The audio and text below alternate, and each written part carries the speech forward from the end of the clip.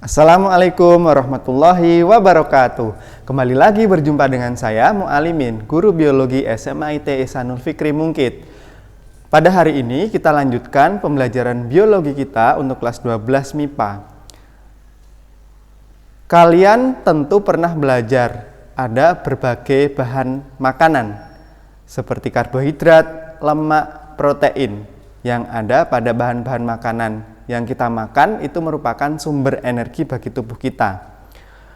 Lalu, bagaimana bahan makanan tersebut diproses dalam tubuh sehingga dapat menjadi sumber energi untuk menjalankan aktivitas kita sehari-hari? Apa kaitannya dengan metabolisme? Semua hal ini akan kita bahas pada bab 2, metabolisme. Adapun yang akan kita pelajari kompetensi dasarnya adalah sebagai berikut. Kompetensi 3.2, aspek pengetahuan, yaitu menjelaskan proses metabolisme sebagai reaksi enzimatis dalam tubuh makhluk hidup. Sedangkan kompetensi dasar 4.2, aspek keterampilan, yaitu menyusun laporan hasil percobaan tentang mekanisme kerja enzim, fotosintesis, dan respirasi anaerob. Adapun tujuan pembelajaran yang akan kita bahas selama bab 2 ini, yang pertama adalah peserta didik dapat menjelaskan prinsip kerja enzim dan faktor-faktor yang mempengaruhi kerja enzim. Yang kedua, peserta didik dapat mendeskripsikan tahap-tahap reaksi katabolisme karbohidrat, khususnya pada respirasi aerob dan anaerob. Tujuan yang ketiga, peserta didik dapat mendeskripsikan tahap-tahap reaksi anabolisme karbohidrat, khususnya pada proses fotosintesis. Dan yang keempat, peserta didik dapat menjelaskan keterkaitan antara reaksi metabolisme lemak, protein, dan karbohidrat. Serta yang terakhir, yang kelima, peserta didik dapat melakukan percobaan dan menyusun hasil percobaan tentang pengaruh suatu faktor terhadap kerja enzim, percobaan tentang fotosintesis, dan juga respirasi anaerob. Semua ini akan kita bahas pada bab 2, metabolisme. Akan tetapi untuk hari ini kita akan singgung tujuan pembelajaran yang pertama. Sebelum saya lanjutkan ke tujuan pembelajaran yang pertama yang nanti membahas tentang enzim, saya sampaikan gambaran secara umum terlebih dahulu mengenai metabolisme. Apakah kalian sudah paham apa itu metabolisme? Ya, metabolisme merupakan keseluruhan reaksi biokimia yang berlangsung di dalam sel tubuh makhluk hidup. Semua reaksi-reaksi itu berjalan di dalam tubuh makhluk hidup. Itulah yang disebut dengan metabolisme. Metabolisme dibedakan menjadi dua, yaitu katabolisme dan anabolisme. Perbedaannya apa antara katabolisme dan anabolisme? Bisa kita cek dalam slide. Katabolisme itu merupakan reaksi pemecahan molekul-molekul besar yang kompleks menjadi molekul-molekul yang kecil yang lebih sederhana. Sedangkan anabolisme itu adalah kebalikannya, yaitu merupakan reaksi pembentukan atau penyusunan molekul-molekul besar dan kompleks dari molekul-molekul kecil yang lebih sederhana. Contoh katabolisme, reaksi pemecahan, itu terjadi di dalam tubuh kita adalah reaksi respirasi seluler pada makhluk hidup. Sedangkan contoh anabolisme atau reaksi pembentukan dalam tubuh makhluk hidup, contohnya adalah reaksi fotosintesis yang terjadi pada tumbuhan hijau. Nah, katabolisme maupun anabolisme, semua reaksi yang terjadi dalam tubuh makhluk hidup ini dibutuhkan enzim. Enzim ini nanti akan membantu dalam mempercepat proses reaksi kimia yang berlangsung tersebut. Maka, selanjutnya kita akan bahas lebih dalam mengenai enzim.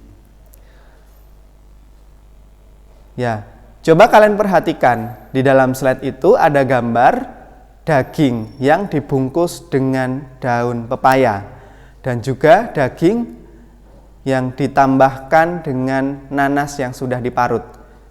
Kalian pernahkah melakukan hal tersebut, membungkus daging dengan daun pisang atau memberikan nanas yang sudah diparut pada daging yang bertujuan untuk melunakkan daging tersebut? Misalkan pada saat kalian ingin membuat sate atau memasak daging yang alot agar empuk. Nah, semua proses-proses yang ditampilkan dalam gambar tersebut itu adalah proses enzimatis yang berlangsung dengan bantuan enzim. Pada proses pembungkusan daging dengan pepaya, di dalam pepaya itu mengandung enzim papain yang nanti juga akan mempercepat reaksi pemecahan daging menjadi senyawa yang lebih sederhana. Kemudian hal yang sama terjadi pada nanas yang diberikan kepada daging. Pada nanas terdapat enzim bromelin yang di situ nanti juga akan mempercepat reaksi karena enzim tersebut berfungsi dalam mempercepat reaksi. Oke, langsung saja kita bahas mengenai enzim. Enzim itu merupakan senyawa organik yang tersusun atas protein yang berfungsi sebagai biokatalisator. Apa itu biokatalisator? Biokatalisator adalah senyawa yang dapat membantu mengubah laju reaksi kimia, tetapi senyawa tersebut tidak ikut bereaksi. Jadi di akhir reaksi, enzim akan tetap utuh. Enzim disintesis di dalam sel hidup, tetapi aktivitasnya tidak selalu berada di dalam sel itu sendiri. Sehingga nanti kita kategorikan enzim itu ada dua jenis. Enzim intraseluler itu adalah enzim yang bekerja di dalam sel. Contohnya adalah enzim katalase yang dapat kita temukan banyak di dalam sel-sel hati makhluk hidup. Fungsi dari enzim katalase ini adalah menghidrolisis H2O2 atau hidrogen peroksida yang di dalam tubuh kita itu bersifat sebagai racun. Nah, agar tidak bersifat racun, maka hidrogen peroksida ini dengan bantuan enzim katalase diubah menjadi senyawa oksigen dan juga air atau H2O. Selain enzim yang intraseluler yang tadi bekerja di dalam sel, diproduksi di dalam sel, bekerja di dalam sel, enzim yang jenis kedua adalah enzim ekstraseluler. Diproduksi di dalam sel tetapi kerjanya di luar sel. Contohnya adalah enzim-enzim yang dihasilkan dalam organ-organ pencernaan. Sebagai contoh misalkan enzim HCl, pepsin, renin yang dihasilkan di lambung kita itu diproduksi di dalam sel lambung tetapi kerjanya berada di luar sel lambung. Sehingga disebut dengan enzim ekstraseluler. Selanjutnya, bagaimana struktur enzim? Nah, mungkin kalian masih awam ya struktur enzim itu seperti apa. Maka pada kesempatan hari ini akan kita bahas. Coba kalian perhatikan di slide itu sudah ditampilkan bahwa enzim itu komponennya bisa berupa protein penuh atau bisa juga yang protein konjugasi atau yang disebut dengan holoenzim. Yang protein penuh berarti hanya tersusun dari 100% protein. Untuk yang konjugasi atau yang disebut dengan holoenzim, ini tersusun dari apoenzim, itu bagian yang protein, kemudian ditambah dengan gugus prostetik atau bagian yang non-protein. Nah, gugus prostetik ini susunannya dibagi menjadi dua penyusunnya, yaitu kofaktor dan koenzim. Perbedaannya apa? Kofaktor yang menyusun gugus prostetik itu adalah tersusun dari molekul yang sifatnya anorganik yang biasanya berupa ion-ion logam. Sedangkan koenzim yang menyusun gugus prostetik itu tersusun dari molekul yang sifatnya organik, misalkan vitamin. Nah, coba kalian perhatikan di bagian lekukan dari gambar abstraksi enzim itu terdapat sisi aktif namanya, sisi aktif enzim.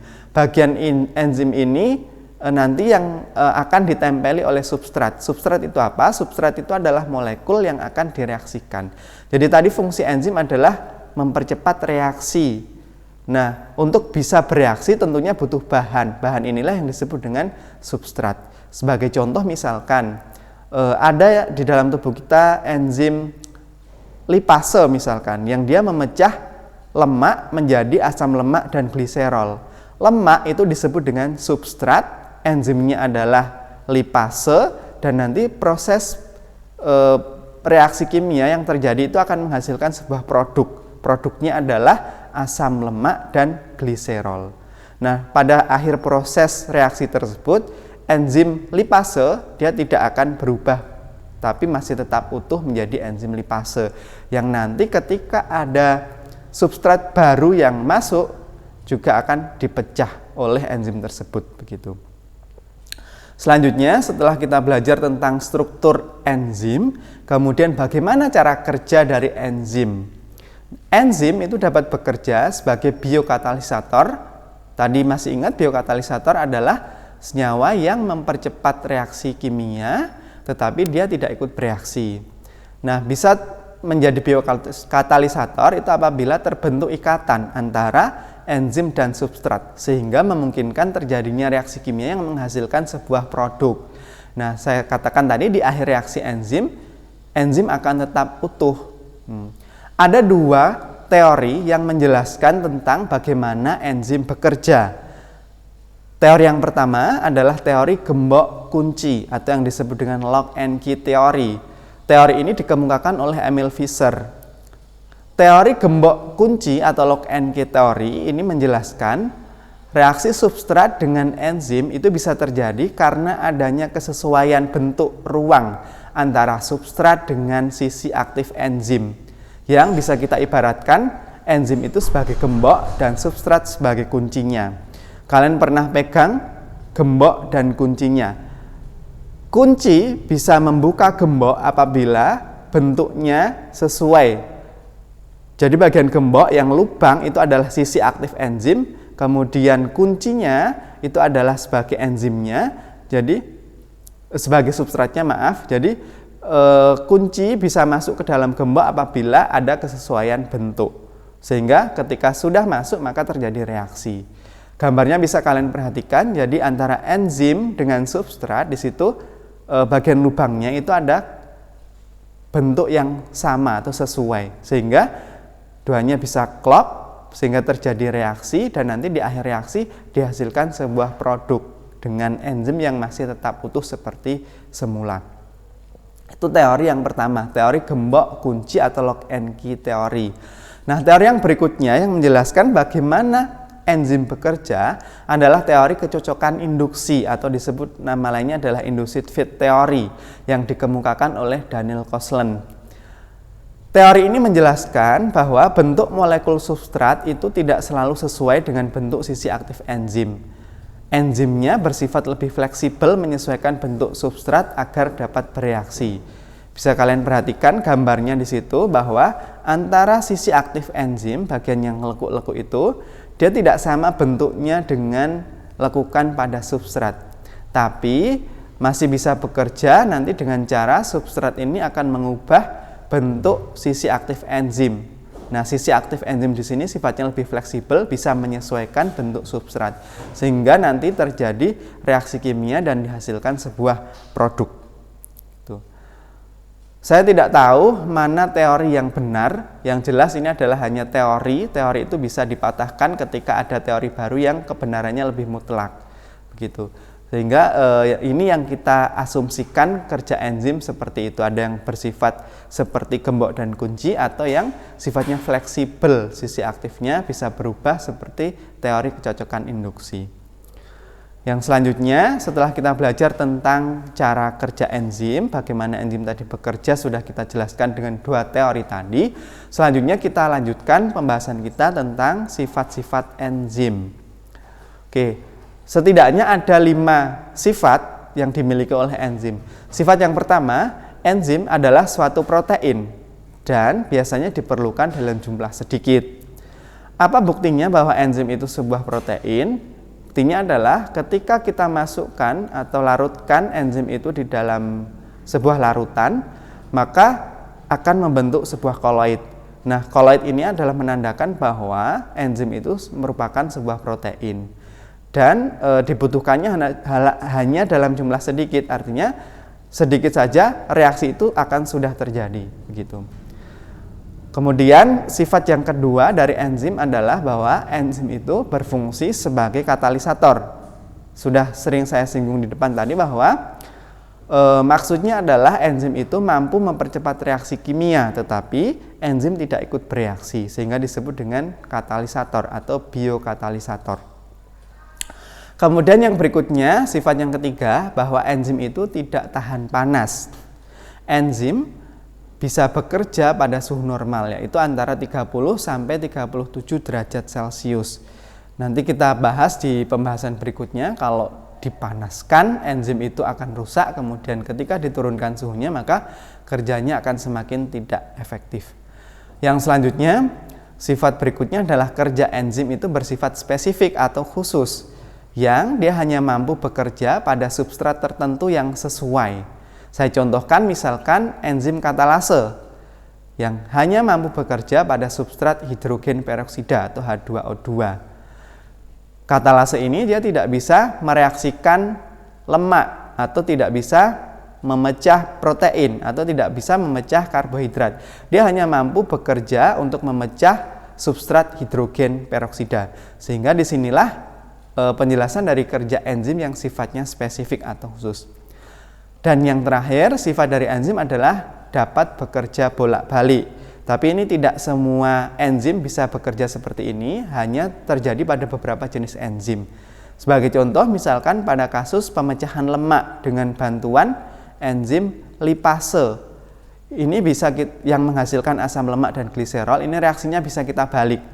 Jadi selain lemak itu bisa dipecah oleh enzim lipase menghasilkan asam lemak dan gliserol, bisa kita balik reaksinya. Asam lemak dan gliserol dengan bantuan enzim lipase bisa membentuk lemak kembali. Jadi disinilah penjelasan dari bahwa enzim itu bekerja bolak-balik. Jadi bisa memecah atau membentuk. Yang selanjutnya, setelah kita belajar tentang sifat-sifat dari enzim, kemudian faktor-faktor apa yang mempengaruhi kerja enzim.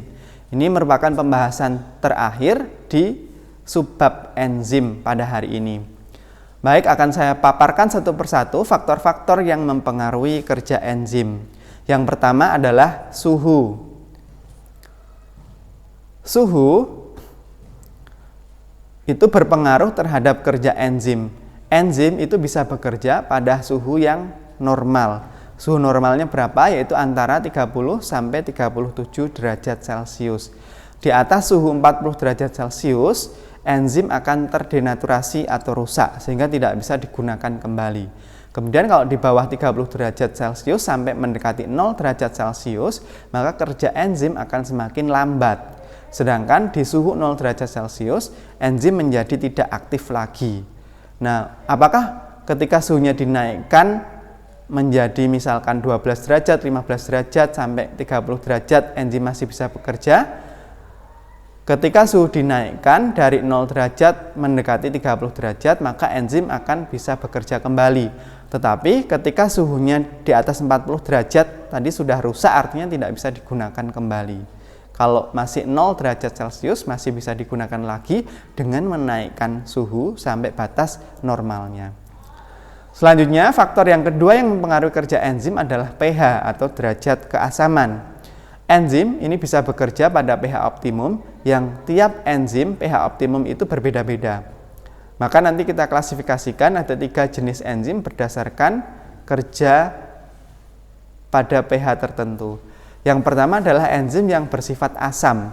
Yang ini dia bisa bekerja baik, bekerja optimum pada pH di bawah 7.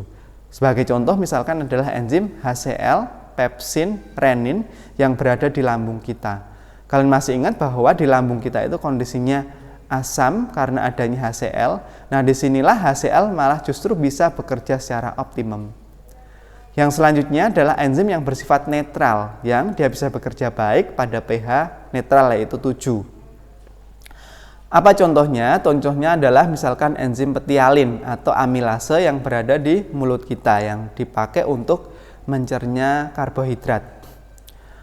Kemudian selain itu juga enzim katalase yang tadi terdapat banyak di hati manusia atau hati hewan, itu juga bekerja dalam pH yang netral atau pH 7.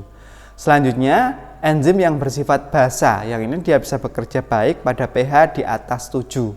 Contohnya adalah enzim tripsin yang berada di usus halus kita.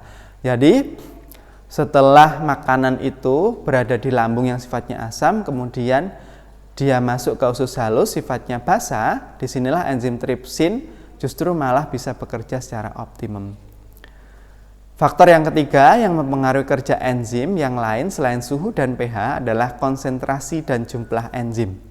Semakin banyak konsentrasi dan jumlah enzim, maka kecepatan reaksi akan semakin cepat. Sehingga kalau kita gambarkan dalam kurva, sifatnya kurva itu akan naik terus-menerus seiring dengan penambahan konsentrasi dan jumlah enzim. Selanjutnya, faktor yang keempat adalah konsentrasi substrat.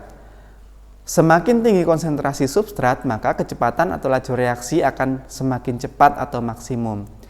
Namun, setelah mencapai titik maksimum, maka laju reaksi akan menjadi konstan, sehingga digambarkan dalam kurva naik kemudian datar atau konstan ketika ditambahkan konsentrasi substrat. Yang berikutnya, faktor yang mempengaruhi kerja enzim yang lain adalah hasil akhir atau produknya. Nah, pada akhir reaksi, menimbulnya hasil akhir suatu reaksi kimia itu dapat menyebabkan kecepatan reaksi kimia semakin melambat. Jadi ketika produk akhir atau hasil akhir ini sudah terbentuk agak banyak, itu justru kerja enzim akan semakin lambat. Nah, kalau kita mau mempercepat kembali kerja enzim, maka bisa kita siasati dengan mengambil atau menyingkirkan hasil akhir yang sudah diproduksi tadi. Itu akan semakin mempercepat reaksi enzim kembali. Kemudian yang berikutnya yang juga mempengaruhi kerja enzim adalah aktivator atau zat penggiat. Aktivator atau zat penggiat ini sifatnya mempercepat kerja enzim. Jadi ketika kita menambahkan aktivator atau zat penggiat ke dalam substrat tertentu atau reaksi kimia tertentu, maka kerja enzim ini akan semakin cepat. Nah, aktivator ini contohnya misalkan adalah ion kobalt, mangan, nikel, magnesium, klor, dan garam-garam dari logam alkali. Itu bisa menjadi aktivator yang bisa mempercepat reaksi enzimatis. Dan faktor yang terakhir, yang ketujuh, yang juga mempengaruhi kerja enzim adalah inhibitor atau zat penghambat. Kalau yang keenam tadi aktivator itu zat penggiat yang mempercepat, yang ketujuh faktor ini inhibitor atau zat penghambat ini justru akan menghambat kerja enzim. Jadi keberadaan inhibitor ini akan menghambat kerja enzim. Nah, apa contohnya inhibitor? Contohnya adalah garam-garam dari logam berat seperti air raksa, kemudian juga senyawa yodium asetat, fluorida, sianida, dan karbon monoksida.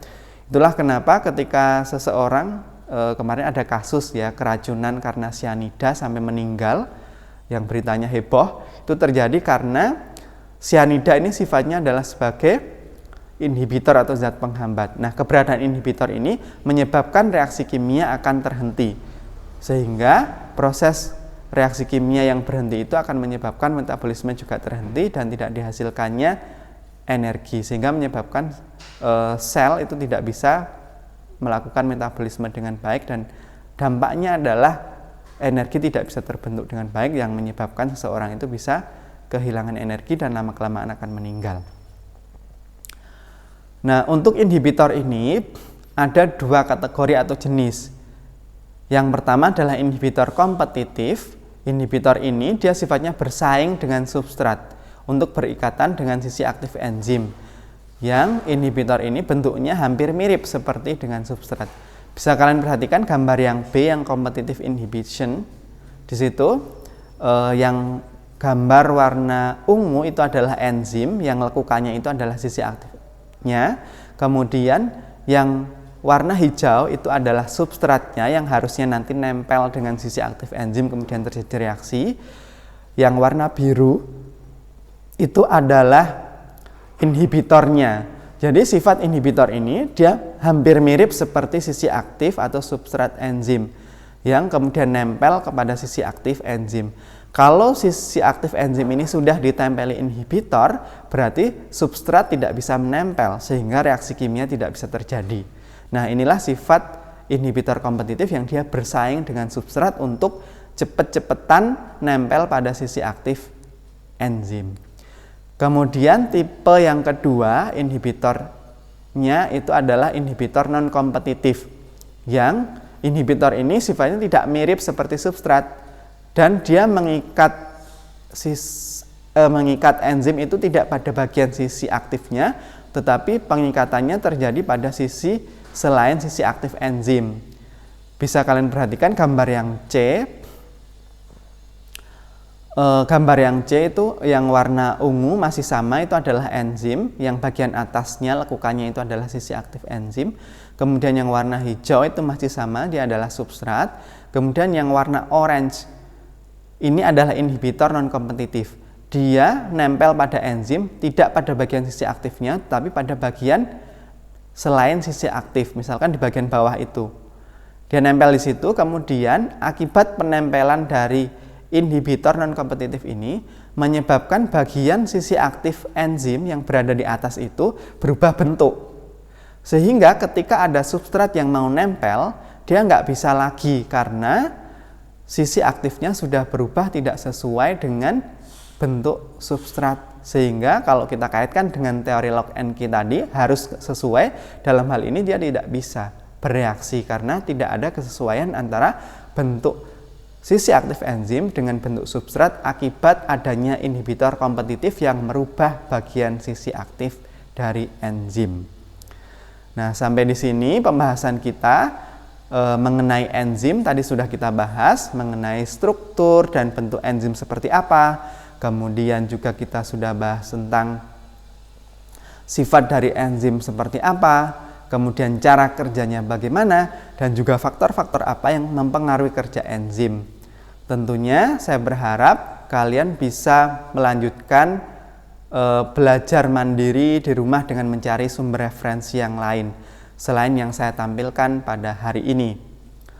Mungkin itu yang bisa kita bahas di kesempatan hari ini. Semoga dapat memberikan manfaat untuk kehidupan kita di dunia dan akhirat dengan belajar biologi mengenai enzim.